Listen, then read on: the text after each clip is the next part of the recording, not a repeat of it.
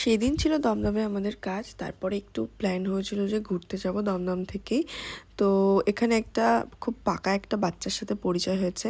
তো খুব পাকা ছিল সে, আর বাচ্চাটা কিন্তু খুব মিষ্টিও ছিল। তো ওর সাথে গল্প করতে করতে আমাদের কাজ কমপ্লিট হয়ে যায়।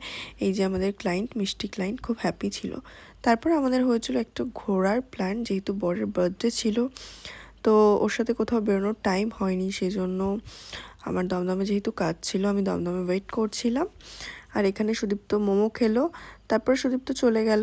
আর এখানে আমরা স্টেশনেই ওয়েট করছিলাম ওর জন্য, কেন কি ও বাইক নিয়েই আসবে দমদমে। তো তারপরে আমাকে বললো দমদম থেকে দুর্গানগর আসতে। দুর্গানগর এই যে নেমে পড়লাম, আর এই যে সঙ্গে দেখি আরও দুজন কাপেল যোগ হয়েছে। আমি তো সারপ্রাইজ হয়ে গেলাম। তো যাই হোক, তারপরে ওখান থেকে যাব, তার আগে দেখি আমার হেলমেটটা ভেঙে একদম একাকার কাণ্ড। এই ভাঙা হেলমেট পরেই আমাকে যেতে হলো, আদারওয়াইজ গাড়ি ধরলেই ফাইন। আমরা এখন এসছি হচ্ছে আমার হেলমেটটা পুরো ভেঙে চুরমার বহু ক্যাফেতে এসছি।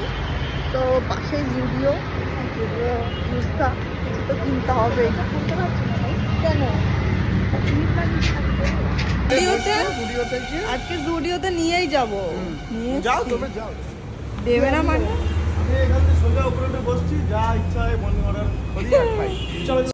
তো তারপরে আমরা ওখান থেকে চলে গেছিলাম মধ্যমগ্রামের বহু ক্যাফেতে।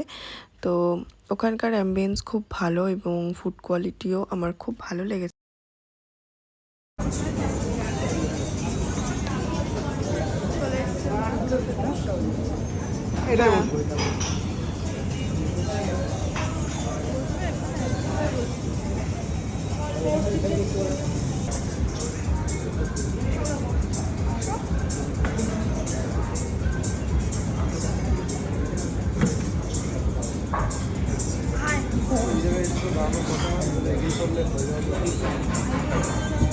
তো আমাদের তো ছবি তোলা, ভিডিও তোলার কাজ, তাই না? তো তার জন্য আমরা ব্যালকনি সাইডে চলে গেছিলাম। তো এখানে খুব গরম ছিল, যেহেতু অলরেডি খুব গরম পড়ে গেছে। তো যাই হোক, আমরা একটুখানি ফটো ভিডিও তোলার জন্য এপাশে এসেছিলাম। আর ওপাশে ওরা খাবার অর্ডার দিচ্ছে।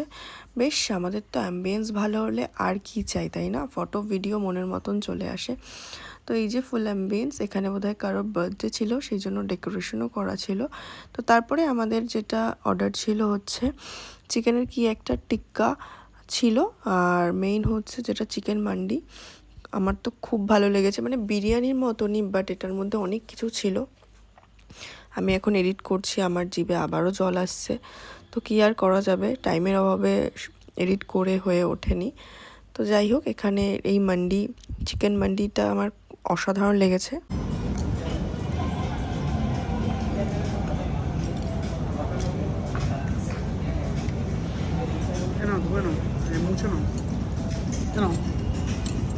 এইটাই আগে একটু টেস্ট করে দাও তো, কোন দাও।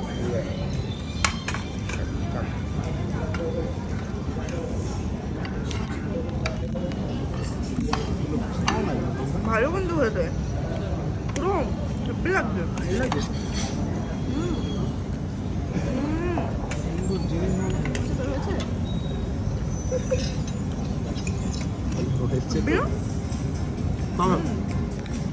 মেনুটা হেভি।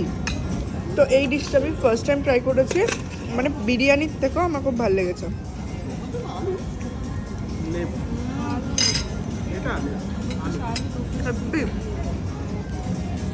ভাই বিরিয়ানি কি এটা এত ভালো লেগেছে, এই জন্য আবার অর্ডার করা হয়েছে। এটা সরাচ্ছি আমি এবারে, আবার অর্ডার করা হয়েছে। নাও, হবে না? না আমাকে দিও না। পাগল। তো এখানে ওরা আবার একটা থালা অর্ডার করেছে, আমার পেটে আর জায়গা নেই, সেজন্য আমি বসে বসে টক দই খাচ্ছি। সরো হাত লেগে যাবে। আমরা দেবো রাইট। ভিডিওটা কবে পোস্ট করবি? আর ইনি হচ্ছে লজ্জায় চিকেনের হাড় খেতে পারছে না। আমার তো কোনো লজ্জা নেই, আমি কিন্তু চাপিয়ে চাপিয়ে হাড় খেয়ে নিয়েছি। আর ইনি লজ্জায় হাড় খেতেই পারছিল না। তারপরে বেরিয়ে দেখি কি কপালটা খারাপ, স্টুডিও বন্ধ হয়ে গেছে। তারপরে কি গান করতে করতে বরের সাথে, মানে আমরা চারজন চলে আসলাম বাড়ির দিকে। তো এইভাবেই দিনটা কাটালাম। তো লাস্টে গিয়ে ওনাদের মনে হয়েছে এই মাঝরাতে বাড়ি যাওয়ার পর নাকি দীঘা যাবে। সে কি কাণ্ড! যাই হোক, দীঘাটা পরে যাওয়া হয়নি আর, কিন্তু দীঘার জন্য কত কিছু হয়ে গেল। অ্যাকচুয়ালি আমরা আগেরবার যখন গেছিলাম তখন আমরা একদিন স্টে করেছিলাম দীঘাতে, বাট আমার সাথে সেই তর্কটা করে। কটা বাজে? 12টা বাজে। তা আমরা, আমার কাজ ছিল আর একটুখানি দমদম থেকে অলরেডি ঘুরে এসেছি। এখন প্ল্যান হচ্ছে রাত্রেবেলা নাকি কোথায় হবে, দীঘা যাবে। চৌরঙ্গিতে তোমরা কি কি যাচ্ছি, আমরা কি যাচ্ছি? হ্যাঁ ভাই, আমি তো চলো। তো ওর কিছুই মনে থাকে না, ও তো তর্কে আমার সাথে জিততে পারলো না, ফালতু ফালতু মানে ও হিসাবে গুলিয়ে ফেলছে। আমরা 2 দিন ছিলাম সেই হিসাব করছে, যেহেতু আমরা একটা রুমে 4 জন ছিলাম সেই হিসাবটাও বারবার গুলিয়ে ফেলছে। যাই হোক, আমার সাথে মাঝ রাস্তায় ঝগড়া হলো, ঝগড়া করে বোকার মতন তারপরে বাড়ি আসলাম, দীঘাও ক্যান্সেল হয়ে গেল। তো এই ভিডিওটা আজকের জন্য এই পর্যন্তই, চলো টাটা।